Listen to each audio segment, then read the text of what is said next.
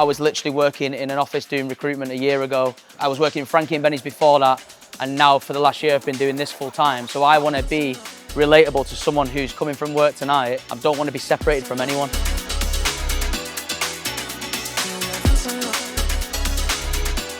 I mean, it all kind of started from Park Life, which was 2015, I think. It was 2015 or 2014, which was like my first festival, and going from sort of house parties, listening to sort of like old school Julio Bashmore deep house, to transitioning into like my first festival.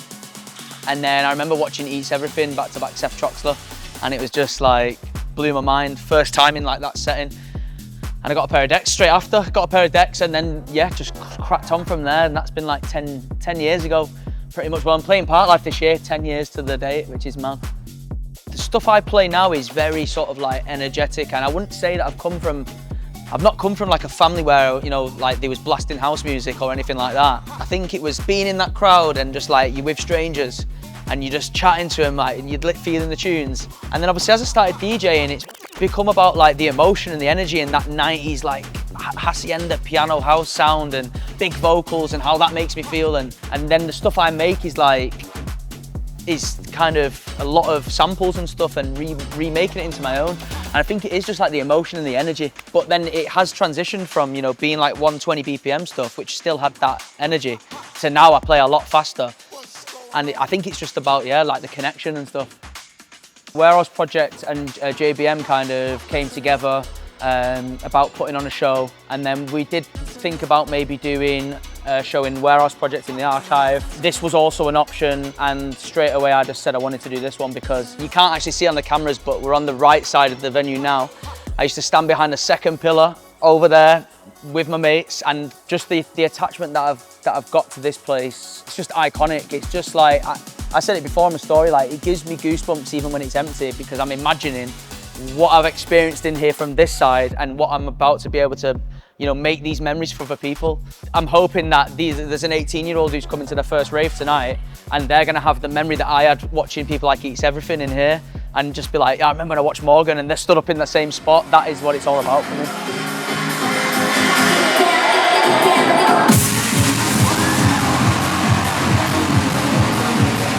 I've got to have some sort of massive vocal, which is the focal point that I then build around. So like I've done Say My Name, which is obviously blown up. You know, Florence has got that voice which is just so emotional on its own. I then picture it, if I was in the crowd, how can I build it and take it up and down? In the main breakdown, I want to create that emotion so that when I'm playing it, it's making everyone hug each other. But then it then picks back up and you're just going mad. And I think that just describes me, because when I'm DJing, I'm just like a wasp. I'm just jumping about all the time. When I'm making my music and, you know, thinking about Manchester as a scene, I want to put my own stamp on it now and really take it forward, because I feel like I can be the most relatable act in Manchester. And from where I'm from, I was literally working in an office doing recruitment a year ago. I was working in Frankie and Benny's before that, and now for the last year I've been doing this full time. So I want to be relatable to someone who's coming from work tonight, and you know, I mean, I'm just like one of them. I was born in '99, so when I was born, long gone are the sort of, by the time I got into it, vinyl's no more really, you know, it was all CDJs, and the music that I make is, I want it to sound like it was made in the 90s. So it's like, how can I research what these guys were doing, what instruments were these guys using? Every single day, that's just like, what can I learn? I'm always trying to be the student, you know what I mean, and learn something new every day. The more tunes you make, there is an expectation of, you know, they're buying tickets. I always say, like, if you go see Ed Sheeran, you're not seeing him because he plays the guitar, you want to hear his hits. So it's like a fine balance of educating them on new stuff and also playing the tunes that they want to hear and making it a party for everyone, like making it fun. Like, these days I'm seeing too many crowds that are just moody, and it's like people aren't going to dance, they're just going like to either cause trouble or, you know, look down on other people. Whereas for me, you look at the crowd that comes here tonight, you've got 40-year-old mums, mate, who are putting the kids away for the night and coming here. You've got 18 to 20-year-olds, like, that is what I'm appealing to, and that's great, because I don't want to just be appealing to one age group. I want everyone to be able to enjoy it, do you know what I mean? I hope that people do come away from it you know, thinking if you see an Unfussy party on somewhere, it doesn't matter even if I wasn't playing on it, you'd want to go to it. That's what I'm trying to really create, that, you know, when it comes to a point where I can't DJ anymore, I've got a brand there that people will go to. Like you look at Circo Loco and all these brands, you know, you're going for the name of the brand more than anything. And you know that they're going to put on a show, whatever they do. For me, it's about what are the crowds like, what are they doing? Is everyone in the crowd feeling comfortable to be here?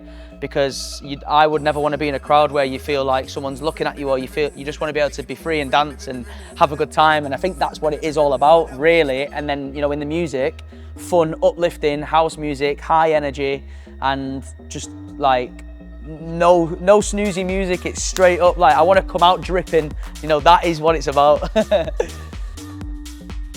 To be honest, I was quite worried because it is the first time where it's just me. Can you sell the tickets? Can you get the people through the door? Can you get the bums on seats? Day to day, it feels so the same for me because I'm getting up, I'm going in my little home studio, I'm just cranking out my tunes, I'm just doing what I love, putting the content out. When you accept a show like this and then they're like, yeah, you've done 2,000 tickets, it's like, it goes a lot deeper than just a ticket. You know, people are paying money for drinks, paying money for outfits. You're asking for 200 quid of people's money. That's a lot of money for someone to come and see you play. So it's a real honor to be able to, you know, say that you can do that. It's great to be able to finally see these bookings come in, because I remember, you know, a year ago and I was crying out for a booking. So it is amazing to see how it's growing. I just hope it continues.